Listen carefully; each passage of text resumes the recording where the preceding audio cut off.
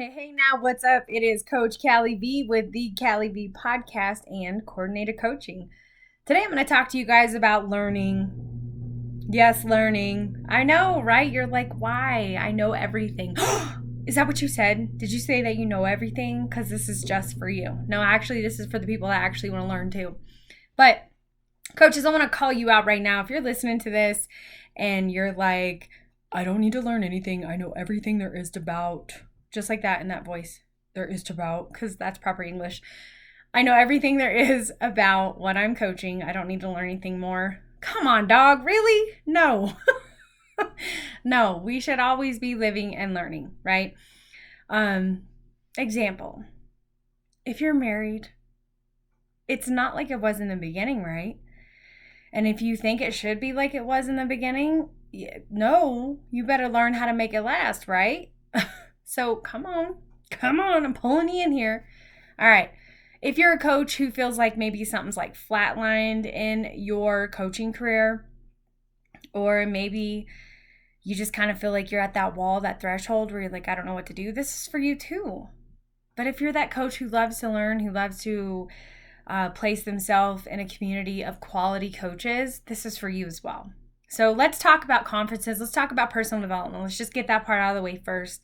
I highly recommend the NFCA conference. I'm going this year for the first time. I've been on to them for a while now, and I finally decided, hey, look at this. I get to just attend wherever I'm at because it's virtual, right? I don't have to pay for a hotel. I don't have to pay for food, anything in between, like nothing. I just get to like relax in the comfort of my own home, and I get to attend this. And Mike Kendrea is going to be on. Like, hello, that is awesome. Super excited about that. American Baseball Coaches Association. Oh goodness, I hope I said that right. My husband goes to that one, and I actually got to go one time, like step in the room and listen to a coach talk, and that was awesome. Coveysports.com has amazing personal development. I should have wrote it down. I should have wrote down all the list of things. But get in there and learn stuff, okay? If you are not wanting to do the whole conference thing, then let's listen, let's read. A couple things that you can get plugged into are things like Cy Wakeman is big time. Okay, Cy Wakeman, she's the author of No Ego. She literally teaches you how to be a leader without ego, which is huge for coaches, because how many of you guys literally coach from the whole, well, back in my day, they used to... No, it has nothing to do about your day. Right now, we are in today, okay? And I don't know about you guys, but if you're coaching today in the 2020s, our athletes are complex. They're more complex than they've ever been. Coaching is more complex than it's ever been. And if you're going to sit here and tell me that it's not, why are you still coaching? Like really, like we still have to keep it simple, but there's so much mental game, I think, awareness now than there was before. I was a big time mental athlete, crazy athlete. No, I'm just teasing. When I say mental, it stems from my hashtag mental madness, because I was a 5'3" pitcher. You know, I pitched in college and I had to pitch against girls that were way taller than me. I had to outpitch them. I had to outwork them. How do you do that when you're smaller? All in the head, my friend, all in the head. So you just have to go there. You have to build your strength there. So coaches, this is not knowledge that you're born with. You can be born with talent. You can be born with rawness to hit a ball, to catch a ball, if you're basketball, to shoot a hoop, to dribble. You can be born with those things, but you cannot be born with the mental capability it takes to keep up with the sport that you're in, let alone coaching. So I highly recommend you get yourself schooled. Like, start learning things. If you feel like it's going to put a fork in your relationship with the coaches that you're coaching with, maybe you shouldn't be coaching with those guys or girls. Like, the good old boys club can be super intimidating. Believe me, guys, I'm a female coach in a predominantly male coaching world, and I love it. And I love to be bold without causing chaos. And if you feel like I'm causing chaos, brother, that's on you. Sister, that's on you. That is not on me, okay? And you're probably thinking, why would you say that? Well, because see, this is me. Something about me is I love to learn. Okay? I wish I loved to learn like this when I was a kid. I love to read things. I love to listen to things. And you might think, well, it's because you're getting older. It probably is. But the more I learn about self-awareness and where I screwed up and how to admit where I screwed up and how would you say, repair whatever relationship I damaged, the more I want to learn, if that makes any sense. Like, my attitude definitely dictates my direction. If I have a sour attitude going to practice, I do my best. I do everything in my power to change it, because I will literally take that attitude and it will transform the entire practice. That is not the coach I am, let alone the coach I want to be. I think there are some coaches that haven't yet figured that out, and they've been coaching for a long time, and good night. If they've had a bad day at their work, they don't know how to segregate that from their practice, but yet they expect their players to, not bring their drama onto the field when it's field time, it's go time, it's your safe place, let's work time, let's get it. That's a two-way street. And if you expect your athletes to be mentally, emotionally, and physically tough, you have to be the same way too. Like, you were not born like that. Like, you just weren't. So I highly recommend that you guys, as coaches, get informed, get involved, you go to things together, because, you're going to get more of a relationship out of that with your coaches anyways. So maybe you're the coach that thinks, well, my coaches are great, we get along great, everything's great, but the moment something is brought up, it either A, gets shot down, or B, it causes nothing but a catastrophe. So my best educated guess is the reason it gets shot down is because the predominancy of the group doesn't want to get any better because they think they know it all, the good old boys club, right? Or if it causes complete chaos, it's because now they have been literally faced with what they were not taking care of as a coaching community. And now they're scrambling around trying to figure out how to make it work, how to make it better, versus just doing the work daily. Doing the work daily, holding each other accountable, finding the best way to say something to your co-coaches with constructiveness versus deconstructiveness. Literally, y'all, if you just speak to your co-coaches the way you speak to your athletes, it's pretty cool what happens. You're either A, again, I know I'm like A or B. You're either A, going to create this great relationship because you have a great coaching relationship with your athletes, or B, it's going to create conflict because your relationship with your athletes sucks. And you might think it's great, but they're running and going and telling that behind your back. So just a couple suggestions. Another thing I've learned just from doing the work is I have honestly learned, I've started to see who actually respects me and who actually genuinely likes me. And it's not by words.